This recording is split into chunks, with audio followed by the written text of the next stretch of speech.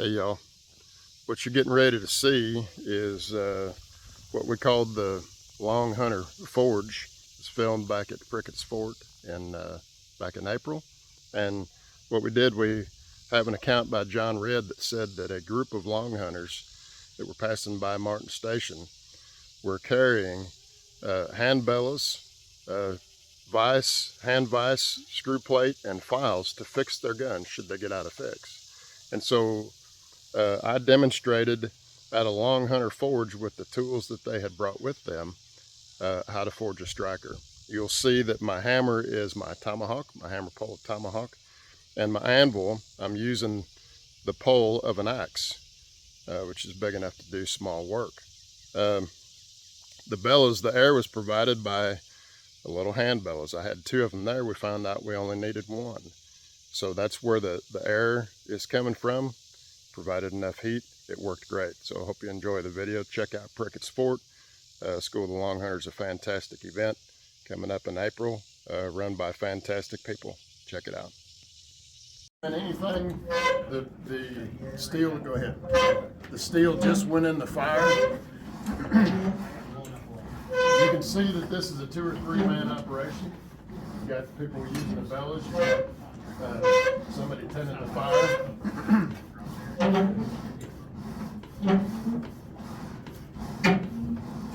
And Greg says it's working better right now with just one bellows instead of 2. So we're experimenting archaeologically. Saying it's made up of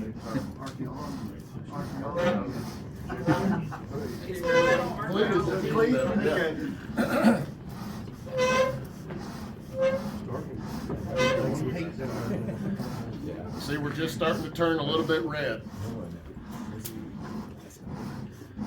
Simeon, what kind of steel is that you're using? Is that bar stock, or did you get that from something? We're using W1. W1? Yeah. This right here is a pail of water. We're going to be using that to heat treat, but the light in here is perfect for you to be able to see the heat treat process. Just makes it hard to see the water. That's right.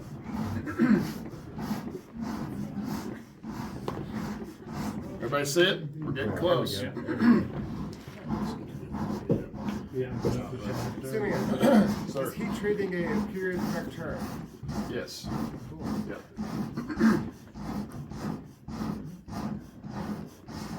What steel would they have been using? They don't have a number. I don't know who asked that to. Okay. They don't have numbers. They just know that it's a carbon steel. All right, here we go.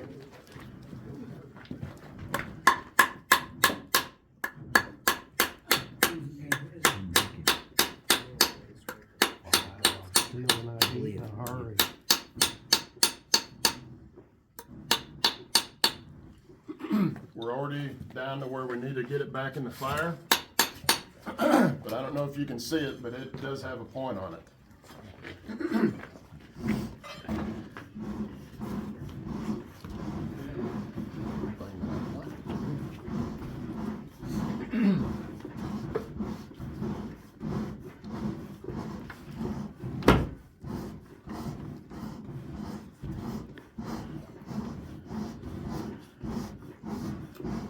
My anvil's getting wiggly on me.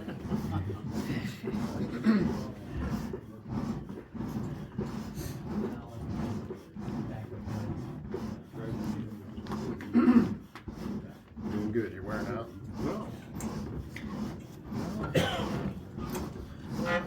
I got plenty of those working in my life.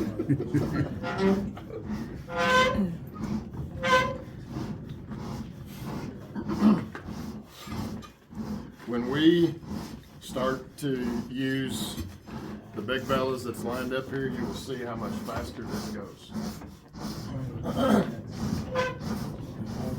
Now we're starting to make color.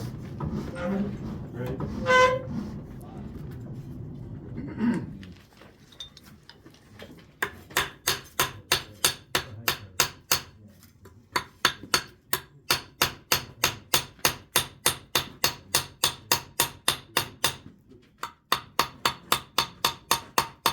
All right, I've got this side ready to point, but I've got to go back in the fire ready. Yeah.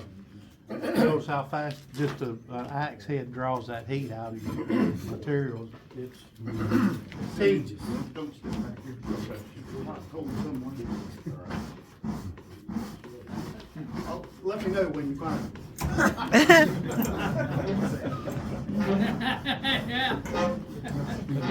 I'm good. I think that's how a lot of the dances got started. Yeah. The blacksmiths, yeah. Just invite a fiddler. Yeah. I'm gonna blow down in there and use it code. You're fine.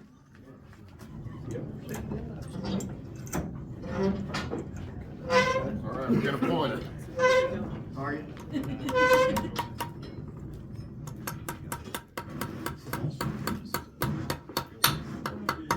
As you can see, Simeon is a natural born steel driving man.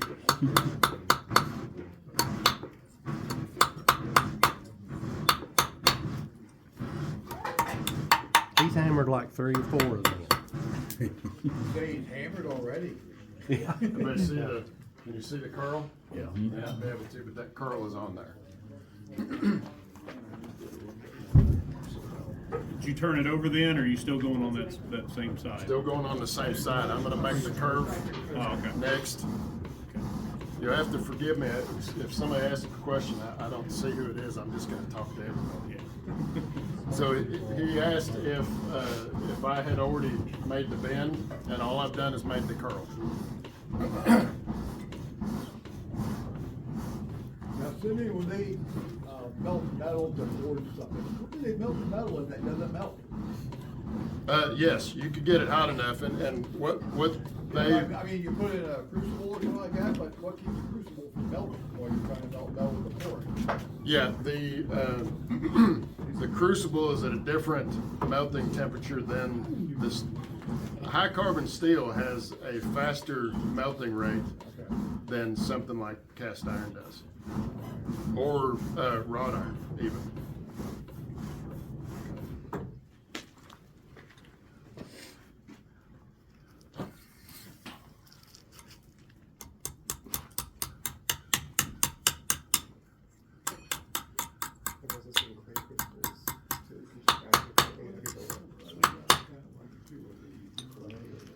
See that? Yep. Okay, you saw me quench just the tip, right? That is to cool the tip off so that if I hammer on it, it won't affect the shape of it. Nice. That's what we're gonna be doing. So it's just the tip that goes in there. I'm gonna turn it around and we're putting the other side back in. We're gonna do the same thing on the other side. Curl on the other side too? Mm-hmm.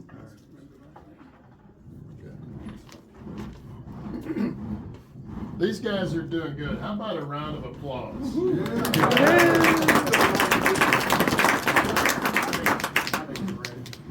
I've always said Greg's got a lot of hot air.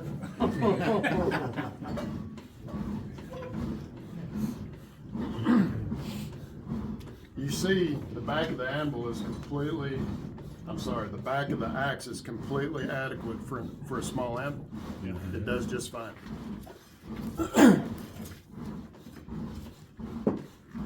And so does this little tomahawk.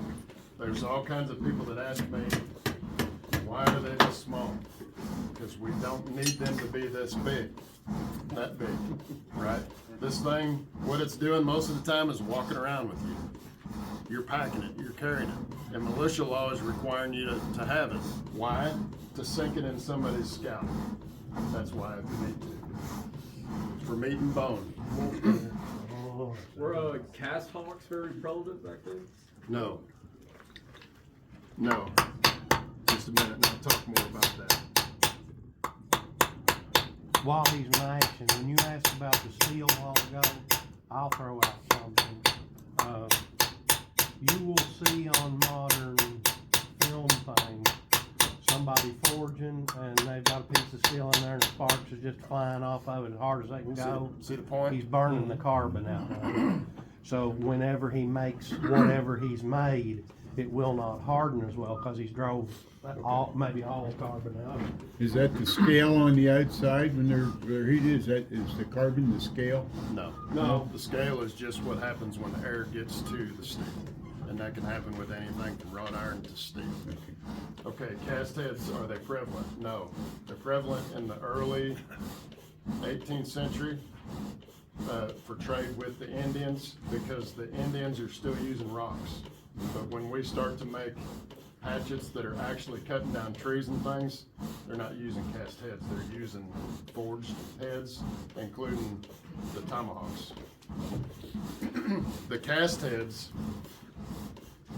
you think of every gun that everybody's got in here has a lock on it that is made of cast steel parts. The only thing in your lock that's not cast steel are the screws. The frizzen, the springs, all of that is cast steel today. Why do we do that? Because that's a whole lot cheaper than paying somebody to hand forge that stuff. And you'll see that with the price point on these. All right, here we go. We're gonna make the curl.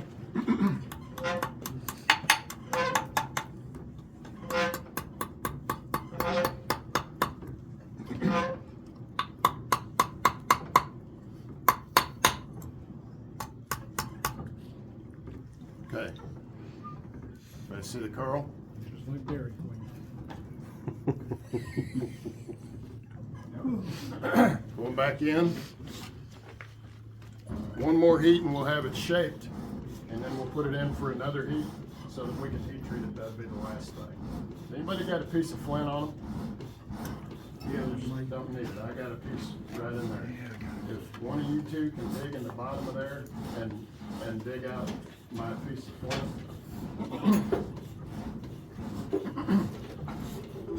I got one here, so. Okay. Whatever you're ready. You ready? All right, here we go. Let's get it up. Oh, you want us to- Yeah. You get ready to do the bend? Yeah.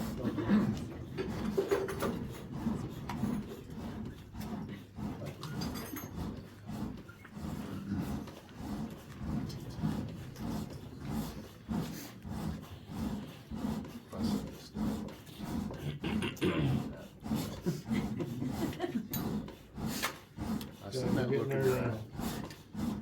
Ready? Okay, we're gonna quench the tip.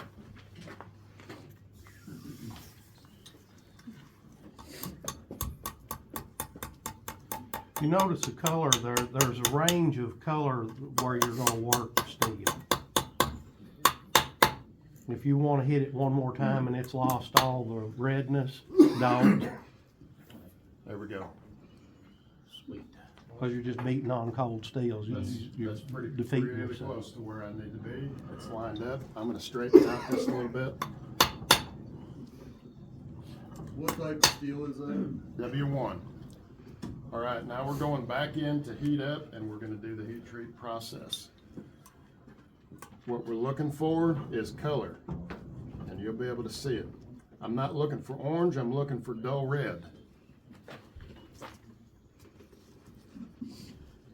Hopefully I can get that back out of there. The reason being, if you get it too hard, if it gets too hot and you get it too hard, it won't spark good.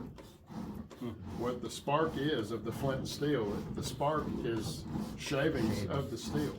If the steel is so hard that it won't shave it, you don't get a good striker. You've got to heat it to where it still keeps it a little bit soft. And that's different with different metals. Okay, if you go home and you have a different metal that is adequate to make a striker with, and you do it exactly like what I've taught you here with W1, you might be off a hair. You've got to learn how to do it with the metal that you've got. And if you got it too hot, can you do it again and make it Yes. softer? As long as you don't drive the carbon out Right. of it, you can keep doing it from now on. See where we're at there? We're getting the dough red on this side. We're gonna quench it.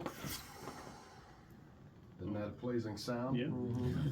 Sound like bacon a little bit. Now you're hungry. Now you wanna eat that piece of flint, don't you?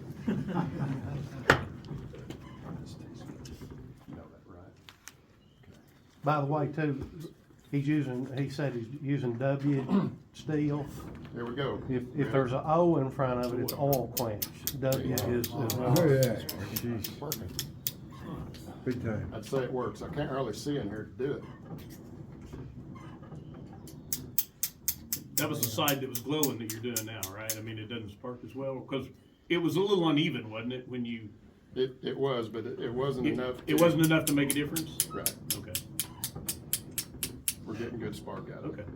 So there we go. The striker out of the Longhunter Forge. This is the first time that I know of anybody using these methods and these little tools to access this. And we have had this in our mind for close to a year, and we've kept it quiet so that you all could see it for the first time. Pretty cool.